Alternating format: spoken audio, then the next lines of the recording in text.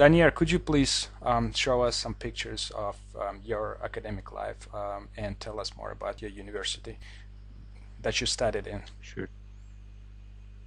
Sure. I'll be more than happy. I studied at the university called Texas A&M University Corpus Christi. Texas Um, A&M University. A&M, yes, University Corpus Christi. Texas A&M is one of the largest university systems in Texas. It's primarily University of Texas and and Texas A&M. I'm sorry. Hmm. So, and this is like one of the satellites, Texas A&M system, and it's located. Okay, so you got like in the main, um, let's say, in the center of that university, and it also has a lot of other branches. Yes, and I studied in one of its branches, a smaller branch, and it was in Hmm. a city called Corpus Christi, and that's why Hmm. they called it Texas A&M Corpus Christi. Okay. The interesting thing about this university was located on an island, on a small island. So, and I think I'll have a picture of it showing that it's on the island, and we were called Islanders because we're on an island. Yes. Okay. Is it So what it's cold? like to be Islander? Very nice. Uh, I think partly because we're like right by the water, mm, actually on the if water. you could please share screen and show that picture of your Oh, university sure. located on. Can you see the pictures now? I'm showing to you. Ridge and come to an island, and it's like that's first thing what you see when you come to our campus. Okay, so this is the entrance to your campus. Yep, that's true. Yeah. Well, it looks like pretty big university. Yeah, we had about I would say 11,000 students. Hmm. Were there many students from Central Asia, particularly from Turkmenistan or Kyrgyzstan? You know what? For some reason, there weren't really as many students from Central Asia, but there were quite a few students from, I would say, former Soviet countries, Hmm. especially Russia, Hmm. Ukraine. There were a lot of students from Azerbaijan, uh, and there were a lot of Turkish students. But if you're talking about the core Central Asian countries, not as many. I was the only one at the moment. Were you the first one? Yes. No, prior to me, the year before I transferred to Texas A&M, there were several students from Kazakhstan, Hmm. but they graduated or transferred and left. So I wasn't the Okay. first one. I assumed they were the first ones or one of the first ones. Okay. But it Uh, wasn't really a very popular university in terms of students from Central Asia. You know, Central Asian students usually want to go to New York or Chicago, somewhere really big. so they picky, huh? Yeah, they usually want a big city life. Interesting. And next picture I'm looking at, I can see a building, a big white building, uh, very interesting looking. It says Heart Research Institute. Uh, yeah, it's one of our research buildings on campus. So how is research building is different from university building? It's like kind of a lab. Yes, it's a lab, or it's more of a. It depends. I think this one was actually our university was known for its marine biology program Hmm. because I guess for our university was very convenient because we're right on the water. So therefore, there's a lot of research in terms of marine biology. Okay. And research is different. Research institution is different in terms of it's not as it's more for advanced degree holders. In other words, it's usually master's or doctorate degree holders. So they're doing either some kind of testing or it's not like classroom in conventional meaning. Okay. But I think your classes were different because you were studying politics or something like that. Yes, yes. So I studied political science and I did my undergraduate degree. So if you slide to the next picture, you'll see Hmm. one of the other building. Do you see it with the blue windows? Texas A&M University Corpus Christi, right? Blue windows. Yeah, that's where most of my classes would take place. Hmm. It's a That's very nice looking building. yeah, it had very large classrooms, uh, Hmm. so which could host about 200 people or something like that, and that's where most of my class would take place, and other students as well. Was I think it was built primarily for undergraduate students. Okay. Yeah, Um, and you then look oh, at I can see how it's located in an island. yeah. So yeah, this picture from bird's view, you can tell that it's a not a it's a fairly large island, but not really a very big island. And so the whole island is occupied by university only, or That's correct. Yes, entire island was given to a university, and it's only university, nothing so else. It's only that's unbelievable. I mean, especially for me, whereas I'm studying in a small community like in ACA, which is a very small college, small university, and this is the whole island. Wow, that must be fun studying in a big university. well, yeah. It's definitely different, especially because I did my first 2 years at Kyrgyz Russian Slavic University. Hmm. So probably you've seen their buildings too. It's scattered around the city, and it's usually one gray-looking building. And yes, you come here, and it's totally different. Okay. Everything. In the United States, the way they try to create little campus, university campuses, meaning they try to put all the facilities in one place. So that way, for example, if you need to talk to a dean or need some kind of documents approved, you don't have to run to another part of this town because everything is kind of clustered around, Hmm. so, which is convenient. And it's a good way to meet other students too, because you have not only political science students, you also have people who study business and so on and so forth. I see. Everybody on one island. Yeah. Next picture I'm looking at shows a crowd of students going into one direction, and there are palms. Yeah, that's one of the things I really like about our campus is because one, Corpus Christi was located like in southern part of the United States. It was actually very close to border with Mexico, so therefore it was very warm climate. Uh, I think it's almost like subtropic climate. So therefore we had palm trees and banana trees and so on and so forth. A very So warm. how about people? You know, are they close enough to each other? I mean, are they friendly? Were they friendly students, or it's Actually, yes. different? I mean, different, yes. Friendly, yes, too. So, but let me explain to you. But in terms of friendliness, especially I think southern states in the United States, they're Mhm. known for. They also call them like in southern hospitality. So they're known for their hospitality. They're very friendly people. Um, and Corpus Christi wasn't an exception either. So it was a very friendly campus. And the fact that it wasn't really a huge campus. For example, some of the universities in the United States, they have like 45, 50,000 students in one campus. So it gets really crowded. Versus ours was 10,000. Relatively, it was a smaller community, so therefore most of the people knew each other. Yeah, I can't imagine how is it small. You know. No, relatively, that's what I said. Relatively, it's Okay. considered because like our parent university, Texas A&M College Station, I believe they have about 40,000 students in one campus.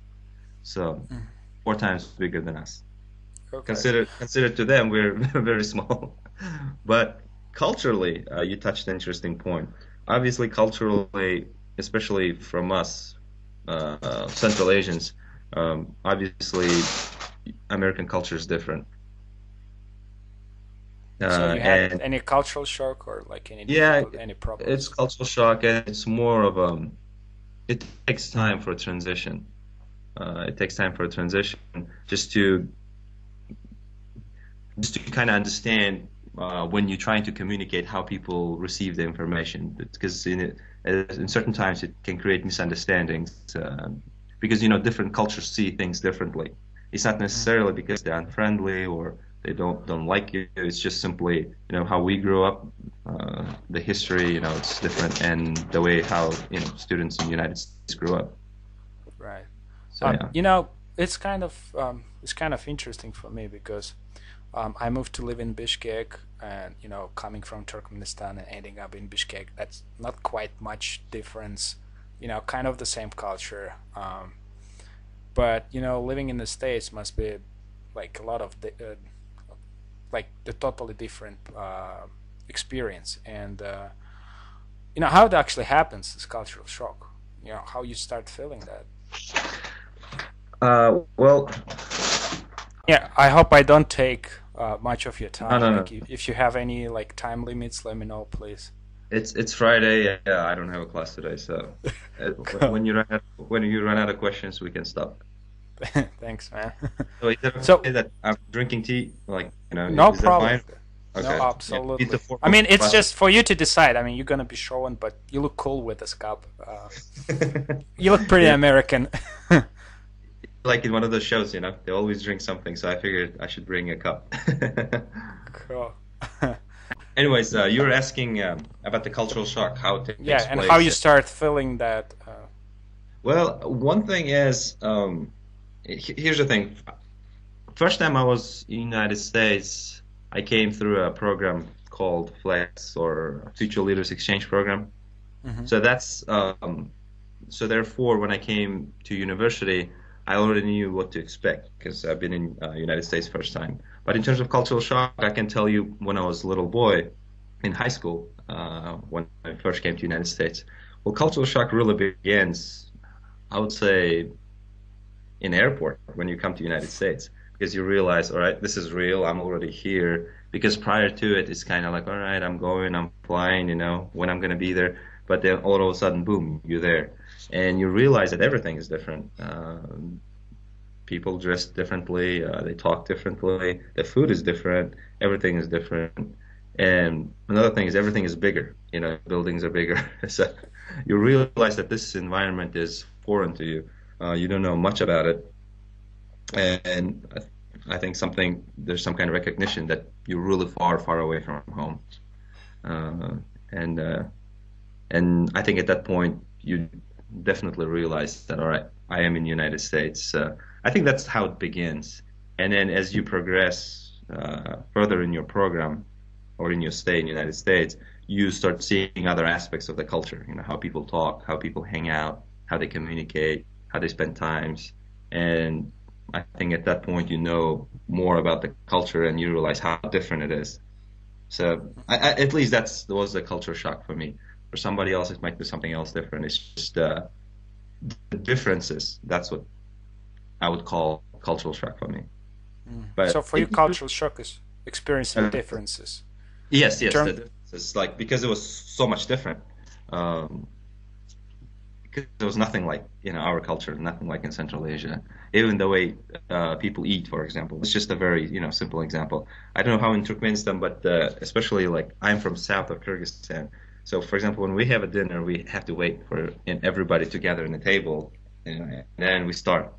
But the United States, it's rarely observed. Some families maybe do, but most of them don't. So a lot of times, just everybody kind of grabs whatever they want and just go I on with their see. business. This for me was a little bit, different. It took time to kind of get used to it. There are any special feelings involved with that, with Uh, experiencing? Special feelings. I don't know. I get. Some people say sometimes but as you said, it's different all the time. But some people report that feeling angry, feeling like giving up everything, coming back home, or it's like, what was your experience about that? Well, I wouldn't say I was angry about it. It was definitely strange, and plus at that point I was very young, a young person. I was only 15 when I came to the United States. So every once in a while I would miss that I would say home atmosphere, gathering in the table or whatever it would be, and that's part I would miss. But I would say after a couple of months of being there, finding new friends, you kind of I get see. used to the things and you just kind of go forward with it. No, I never actually had even a thought in my head saying, I give up, I want to go home. I think rarely ever people do that. I mean, they have moments when they don't understand somebody or people don't understand them and they feel like they don't belong here, but eventually most of the students get along just fine. Okay. And yeah, another important thing that I want to touch in this interview is after you showed all these wonderful pictures of the university, I one wish of I the had pictures, but Yeah, but that's cool. Pictures look really cool, and so one of the important things one of the important questions that appears at that time is, how much does it cost? How expensive is the pleasure? And maybe if you could tell us, how you were able to arrange your payment for university. How did you struggle with paying for tuition? If of course this is not the secret, or if you're ready to reveal this Well, information. I don't know. I think it's usually the main concern for most of the students, how to finance the education, how to find the fundings and resources to do it, and therefore, for any prospective students who are interested studying, not just in the United States, anywhere, whether it's in Europe, one of the things to take in consideration is always the tuition. They have to look in tuition because different universities have different tuition. There's, for example, in the United States, private institutions, as a general rule, they charge more tuition, let's say, than state And institutions. yours is, sorry for interrupting. Yours is government. I mean, Yes, public university. yes, public. It's a state-owned university. It's Texas A&M University. Yes, it belongs to the state. Therefore, the tuition, relatively again, relative to other universities, it wasn't that expensive. But here's another thing. If, when foreign students go to a state institution, state-owned institution, they're classified as non-residents. Therefore, as a non-resident, you have to pay usually 2.5 times more than resident would pay. Mm-hmm. So in Two other and two words, half. yes, in other words, at the time when I went to school to Texas A&M, the standard tuition, 12 credit hours, which is a standard semester, was about for a resident was about $2,500 one semester. So you're looking at about $5,000 a year for 2 semesters. That's without Right. scholarship, without anything. If you just paid from beginning to the end. But if you were non-resident, you would pay for 12 credit hours. You would pay about six and a half, closer to $7,000. So you see that So difference is really big. So it's more than yes, it twice. is. So instead of paying 5,000, you end up paying about 12 and a half. Right. But this problem is easily solvable if you get a scholarship. If you get a competitive scholarship, at least it's the case in Texas. I cannot say about other states, but in Texas, if you get a scholarship of at least $1,000, what they do is they qualify you as a in-state resident, and then plus from that sum they subtract the scholarship. So what you end up doing is paying, instead of let's say two and a half thousand, you start paying only like 1,500. Mm-hmm. So So scholarship is the main source of funding for international students. Is crucial, at least the ones who come to Texas. I cannot speak of other states, but if you're trying to get to Texas, you need to get the scholarship because otherwise you'll be paying double. two Uh, times more. I see. yes, 2 times more, at least 2 times more. So scholarship is What's the very procedure? What's the procedure? How's that well. difficult to get it, The especially for people procedure, from? yes, the procedure. There's two ways of getting it. Usually, all right. If it's somebody who just graduated from high school and they're coming to United States to go to college, what usually students do, the vast majority, what they do, they first enroll in a language program. They call, I think, ESL, English as a Second Language program. So what it does is, depending on your language skills, you either study there for a semester or a year. Once you finish, most of the university give you a scholarship, so you would stay there. So they Mm-hmm. give you minimum scholarship so that you can classify as a resident.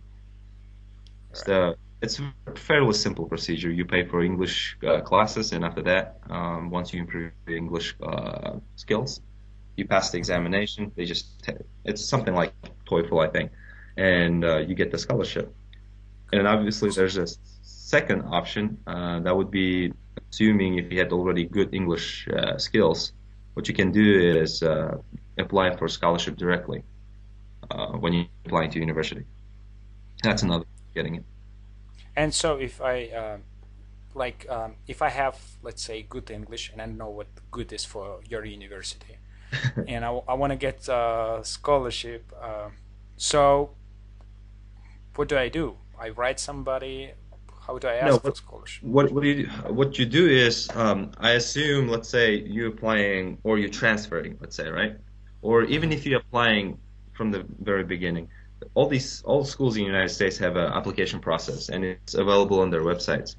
You just print them out and you fill them out, and once you fill them out, they usually actually ask you, would you like to apply for financial aid or for scholarship opportunities? Or sometimes they even list what kind of scholarships they have and what are the requirements for it. Hmm. But most schools, they just evaluate based on your application only. They So say it again. Most schools what? most schools, they just evaluate you based on your application for Hmm. admission to school. So let's Hmm. say you usually provide your TOEFL score and personal statement and so on and so forth. And for the most schools, it's enough information to evaluate whether they're going to grant you a scholarship or not. So you Um, don't even need to ask for that. Once you have good grades, they automatically offer you scholarship. yes, yes. Once you have good grades, good TOEFL, they always consider for a scholarship. I rarely seen that they would ask, for example, if you want a scholarship, please check here. No, they usually don't. It's just they already assume that every student wants a scholarship. And Mm. better grades you have, better credentials you have, more universities you can apply, and these universities usually provide you all kinds of. The way it works is universities here often compete with each other for students, especially for excellent students in terms of with the good grades and they realize that if it's a good exceptional student, he probably applied to somewhere else. So therefore, we need to give him some kind of incentives to come to our school. And usually it's a scholarship. I see. But Yeah. So so, so far you've been talking about American universities, like in general. But how about yeah, a scholar? How to get scholarship for this university? But how about particularly about your university? Uh, the yeah. procedure It's is the same. my university wasn't Yeah, my university. exception. It's the same. It's a lot of my friends got their scholarship through that English courses. They went through the English courses, and after they graduate, they usually would almost all of them would get scholarship from that program and continue their studies. So, in other words, you lose about 1 year going through this process, Hmm. but you get a scholarship. Okay. So if you once you sign up for ESL lessons under your university, you have more chances to get scholarship. That's. I wouldn't say more chances. It's more of a safer way. I would say you risk less. Hmm. I wouldn't say it's more chance or less chance because Okay. um, my situation was a little bit different because I didn't go through an ESL program. I transferred. I already went 2 years of school at Kyrgyz Russian Slavic University, so I didn't want to lose another year sitting and studying, just taking English classes. So I wanted to, without interrupting, continue my studies. So I wanted to transfer. I wanted to classify it as a transfer student, not as new freshman incoming student. So when I started the process, all these deadlines for transfer students application, the deadlines for applications were already passed. Therefore, consideration for scholarship already passed. So they admitted me essentially saying, we'll admit you, but we can't provide you any financial assistance. So for 1 year, I had to pay out-of-state tuition rates. But That's yeah, a it, lot. it, it was a lot. It was difficult times, and but I figured it was worth it. But after 1 year studying it there, I had really good grades, and I was admitted to their honors society. It's for students with good grades, and they awarded me a scholarship. So it all worked Hmm. out. But for 1 year, it was kind of difficult. Cool. So you had to work very hard, like Yeah, to work. get the best Yes, grades. it provided additional stimulus to study harder. But the moral of the story is, people who want to study overseas or any other foreign country, they need to plan it ahead. So it's not like if you already, let's say, if you right now a senior in high school, so this is the time to do stuff. This is the time where you need to go and apply because early. Probably even they're running late. They got to do it very in advance. That way, they'll have chance to apply more universities, um, get probably better conditions versus like if they start doing something. What's Could that? I clarify, like, before we coming back to the discussion about the planning and applying process? So your university actually admits by default that each of the student that applies needs a It's scholarship, most of the universities like that. It's most if you and yours in the list, sorry. and your university is in the list of Yes, those.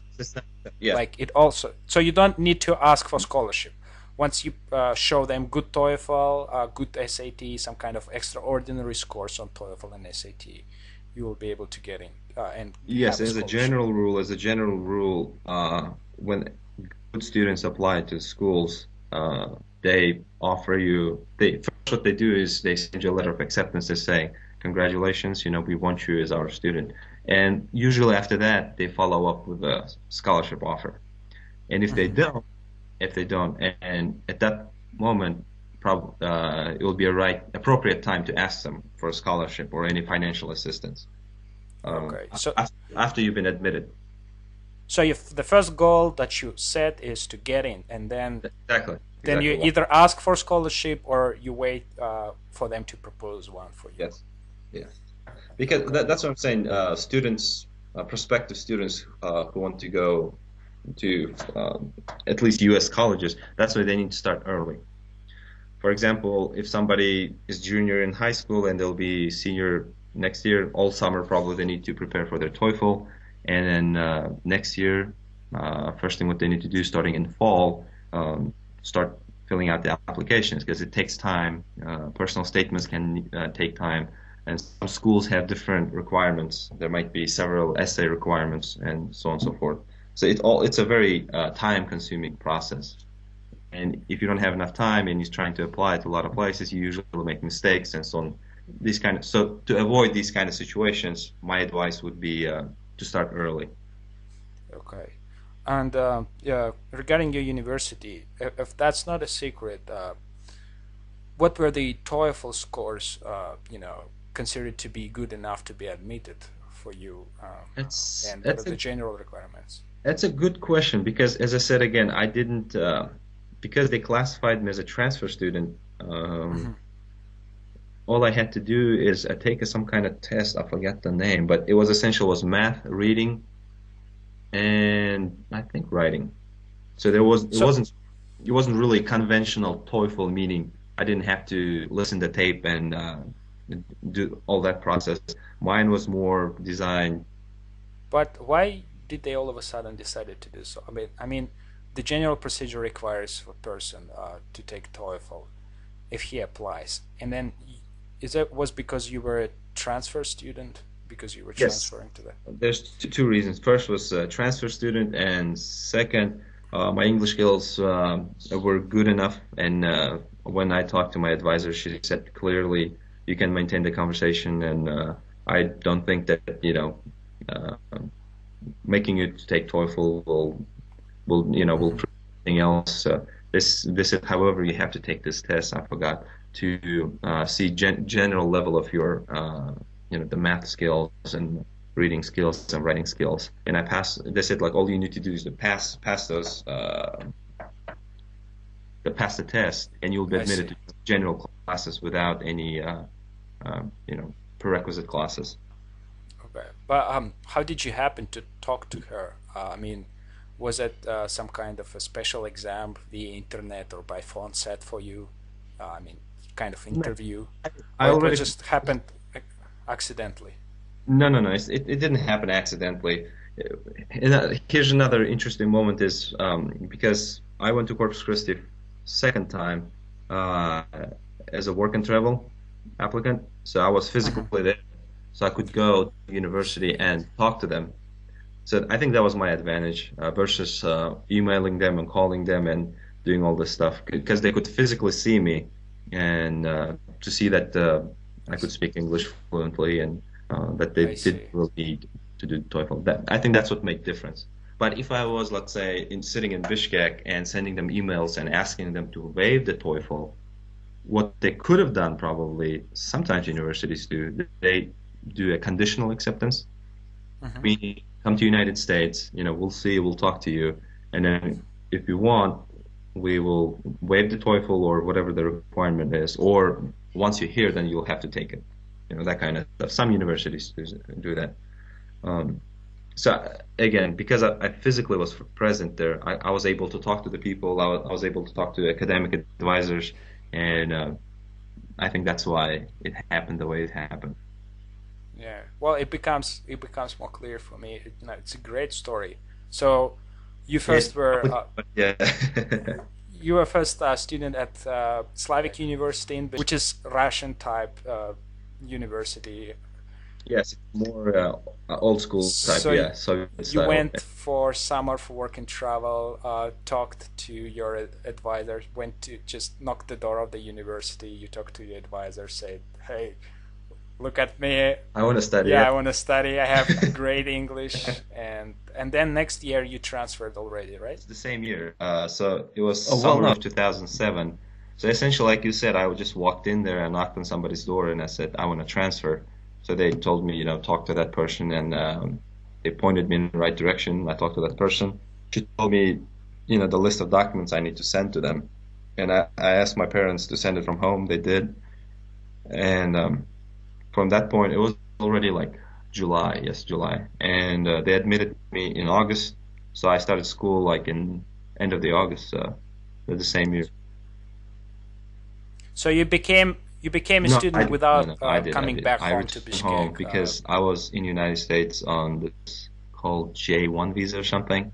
Um, yeah, yeah, J1 as a work and Right, travel right, student. J1. And part of the conditions of the program was I was supposed to returning home is completing the program. So I figured I should kind of, uphold the contract, honor the contract. So I returned home.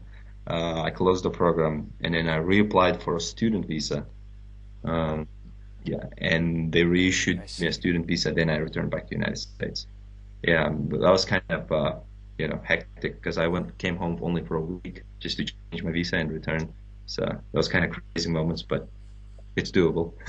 But but I would advise to people not to Okay. do like what I did because It it looks like a very good strategy. I don't know why. What's the reason well to advise not to because do this? as I said, if you do like I did, it was already the deadlines for transfer students already passed. So that means I could not apply for scholarships, and Hmm.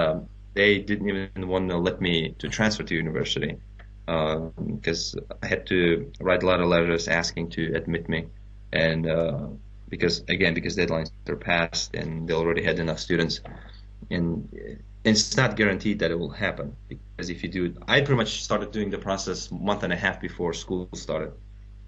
It's not a good strategy. You want to start it Hmm. early. Always start early. Even if you're planning to go as a work and travel student, my advice would be start like in fall, a year before that. Apply to the school, and then if you have a chance, then you can physically visit the university while you're there. And maybe by that time you'll already have acceptance letter. Right. Maybe you'll already have scholarship offer. So you will go there and you see the university, meet the people, and it will be totally different experience. Because versus I was running crazy, like from one door to another door, trying to get into university, and after that, grabbing the documents and hoping that I can go home and return on time. So no, it wasn't really a pleasant experience. Well, it's quite different when you talk about your university policy about scholarships. I mean, well, that's not spoken rule, but sometimes this personally my opinion. But sometimes, like in UCA, they have this unspoken rule, like once you demonstrate that you have money and that you are able to pay, they're not gonna give you any scholarship. And so far, your story looks very much different because you went there first Yes, and you had to pay yourself, and then you demonstrated a very high level of academic achievements, meaning having you had very good GPA, and that's after correct. that they offered They you a never look scholarship. into So my financial ability to pay or not to pay. I didn't really have to explain that I can't pay. Um, Said there's two types of mhm, scholarships. One is based need based, meaning you have financial need for a scholarship, And then the most popular ones, it's academic scholarships. So it's purely on your performance. They look on your performance, and if your performance is satisfactory or meets the scholarship requirements, that's how you get a scholarship. So there is no need-based scholarship In my your university, I'm sure there is, but I don't think it's for foreign students. Because need-based scholarships, not always, but for the most part, it's the government scholarships. So whether it's a state or federal government which gives such money, they usually attach a condition. The recipient has to be at least a resident, meaning a green card holder. It's not always, but if it's a government scholarships, it's usually called just financial aid. It's usually only for residents and citizens. Not usually always. But there's private scholarships also founded for need-based students. Sometimes you can get them, but it's not always easy to find those. So the best thing is to study good, to study well. Yeah. So you don't recommend running after green cards, applying for them. So you recommend studying well and running for green cards and trying to get those things. You're talking about the immigration issues. Those things are pretty complicated, and I mean, I can't really speak of them. I mean, it will sound like a legal advice. I'm not an attorney to give this kind of yeah, but the right. Let's the just moral skip of the this story is it's not easy to become a resident. If you become as a student, it's not easy to become a resident.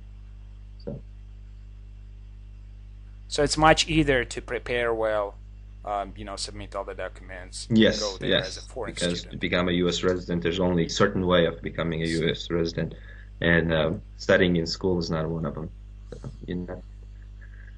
I mean, people should just all the prospective students should emphasize academic achievement. That'll, even though if they're not citizens and not residents, you will get them very far. One thing about the United States, people here really, really appreciate people who know, smart people, in other words, all the universities, and they will help you.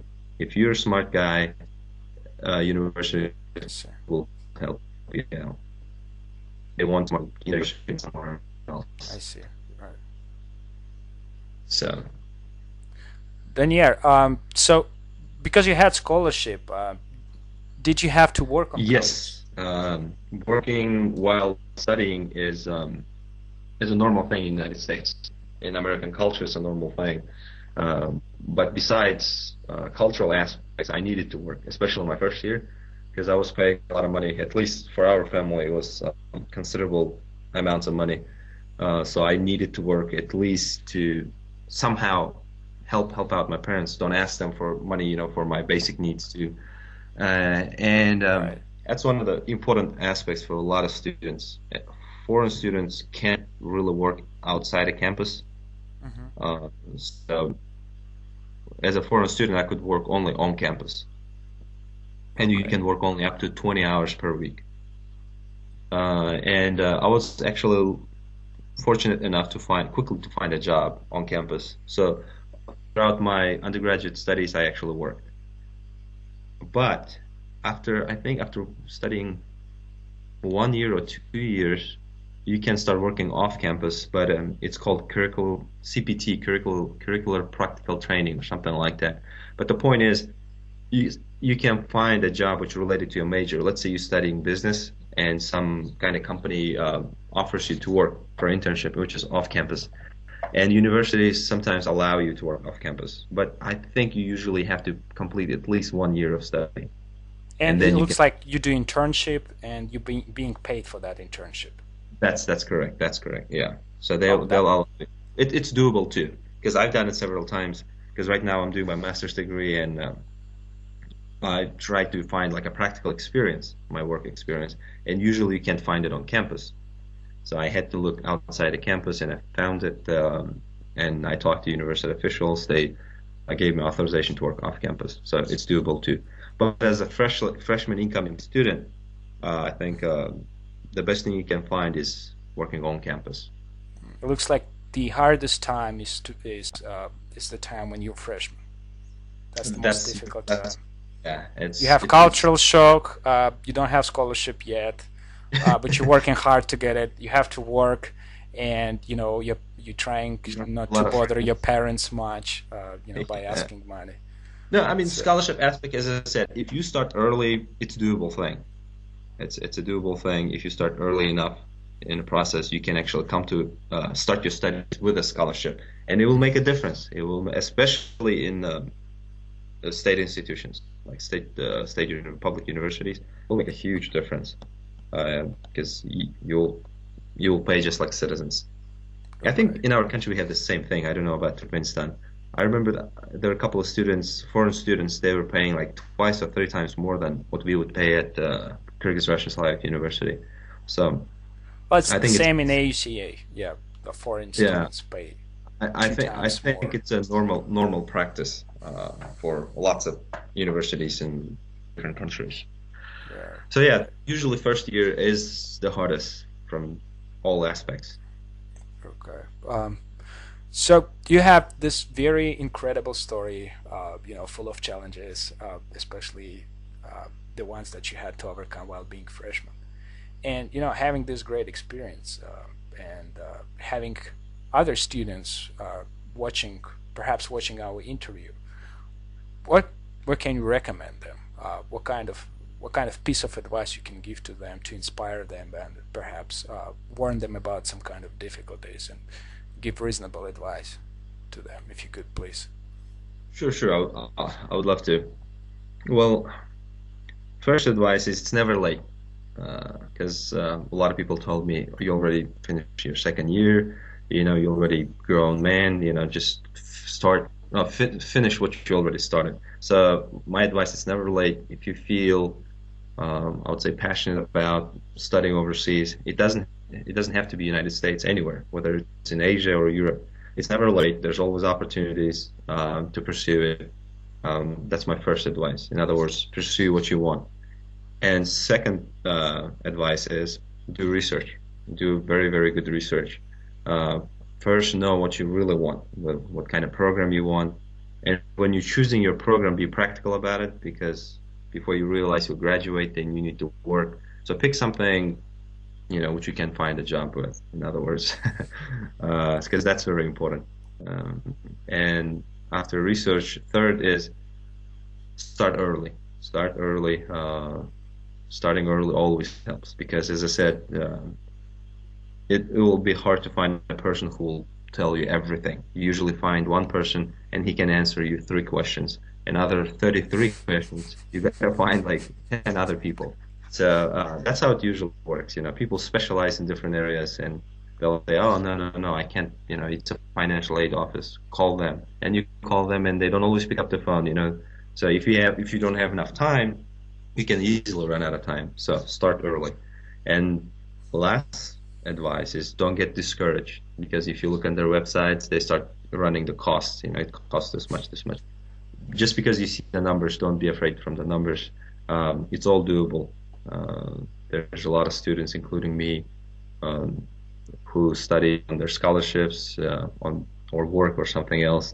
You'll figure your way out as long as you really want it and you're willing to work hard for it. I think it all will happen. Okay. Thank you so much, Daniiar, for this wonderful talk. You Well, gave so much useful information. I think our today's conversation will help many people from Central Asia who dream to apply and study in the university and who also strive to get scholarships. Thank you so much. well, Have thanks a a good. lot. It was my pleasure. You have a good night. Yep. You have a good day, man. Bye.